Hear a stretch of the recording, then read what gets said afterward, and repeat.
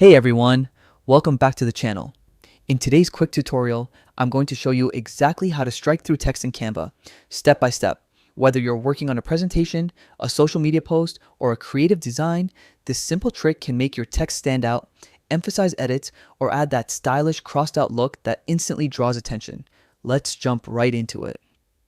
First, open Canva and either start a new project or open one you're already working on. Once you're inside your design, click on the text box you want to edit. When you select your text, a toolbar will appear above or near your text area. This is where all your formatting tools live. Now, with your text highlighted, look closely at the toolbar for the strike-through icon. It usually looks like a small letter or word with a line through the middle. If you don't see it right away, no worries. Just click on the More button, the three dots, to expand the toolbar. Canva sometimes hides extra options there, especially after updates. Once you spot the strike-through icon, go ahead and click it once. And just like that, your text now has a clean line running through it. Super simple, but really effective.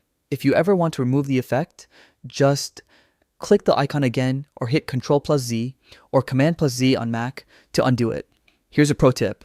You can combine the strike-through with other styles like bold, italic, or even color changes to create layered, eye-catching text.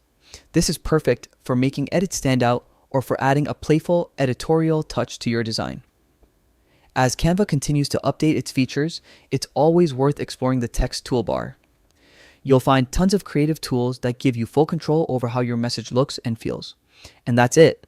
You now know exactly how to add and customize strike-through text in Canva. If this video helped you out, make sure to like, subscribe, and drop a comment letting me know what Canva tutorial you'd like to see next. Thanks for watching, and as always, happy designing.